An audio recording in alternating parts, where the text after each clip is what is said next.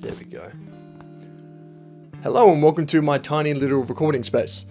This is really scary. I just quit my job and now I have to be accountable to myself to make content, to make films, to make, my dreams come true on YouTube in the real world. I'm 25. I've been doing content for about 5, maybe 7 years. I did give up at one point in between, but now I'm back and I really want to make this thing work. I really want to fulfill my dreams. Like many people, when it comes to creating content, I started at a certain point.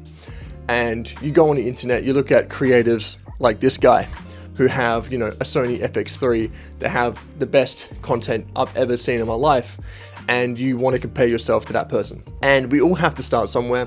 And I thought I'd make this video on the kind of equipment that a beginner should buy first, more so than buying the most expensive camera they can possibly buy and mortgage out their entire life.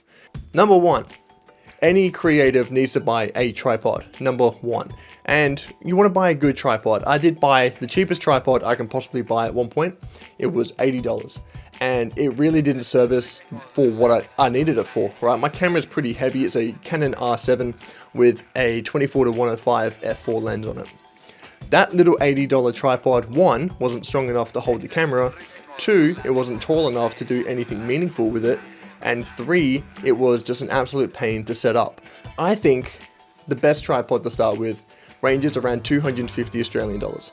You can buy a Manfrotto tripod, or what I got right now is not a perfect tripod, but it's a newer TP728. And this tripod also turns into a monopod. So if I want to capture sport like rugby, if I want to do a triathlon where I'm outdoors and I just want something stable, I can turn it into a monopod.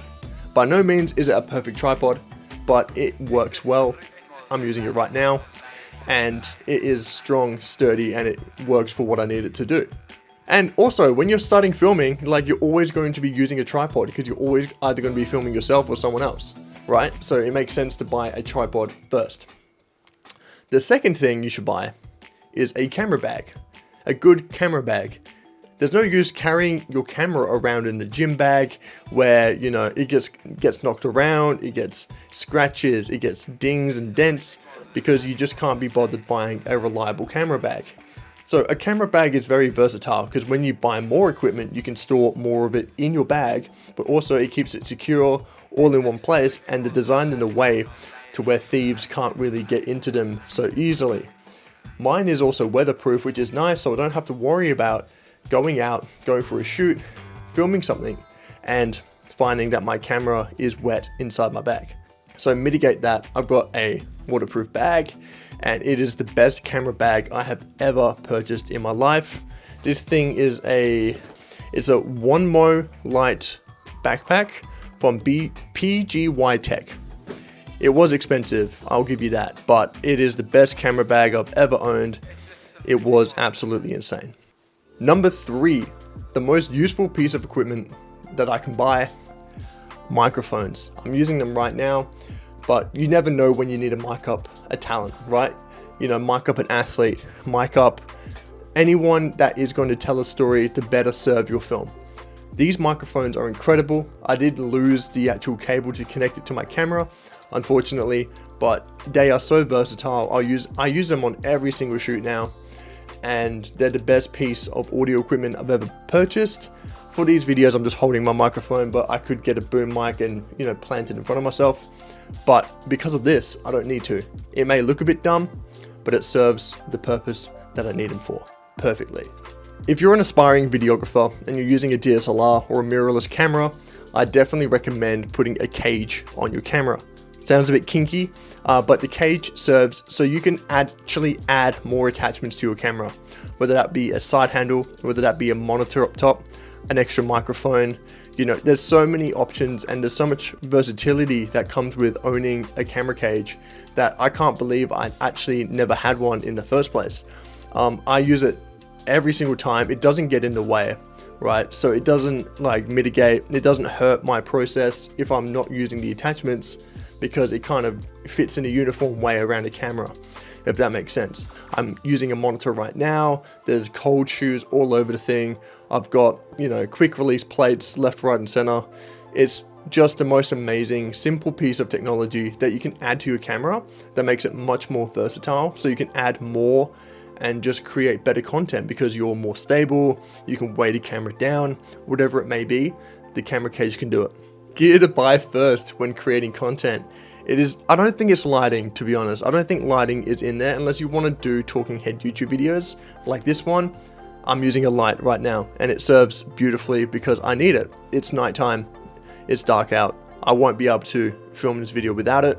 So I think tied first or tied last, either way, it's not really a ranking, but it's between lighting and software, right? It's really important to have the software that allows you to create the vision that you want. And Adobe right now is crazy expensive. In Australia, I'm paying like $120 a month to have Photoshop, Lightroom, and Premiere Pro. I don't really use After Effects. I don't really use, Acrobat. I don't use what are the other ones? There's like Adobe Illustrator. I don't use Illustrator. I don't use Flash. I don't use AI content. I don't use stock imagery. So investing in software that serves you, that you actually use, is very valuable, right? So Adobe Premiere, $120 a month with a package with all the apps, right? Photoshop, Lightroom, $120 a month? Really? And DaVinci Resolve is like $450 to buy the software, right? So you buy it outright, you buy the version that's either the most new, the one you're most used to, the one you like the most, but to buy, $450. You don't have to think about it, right? And it has the most powerful color grading tools. It has audio editing inbuilt now, and it's got effects in there. You've got your captions and your graphics. So I think I'm gonna move to DaVinci very soon when I have a bit more revenue behind me. But dude, it's just a no-brainer. Having the software just makes a huge difference. Streamline your workflow and just create the vision that you believe in and that you want to create. So that's just a simple no-brainer.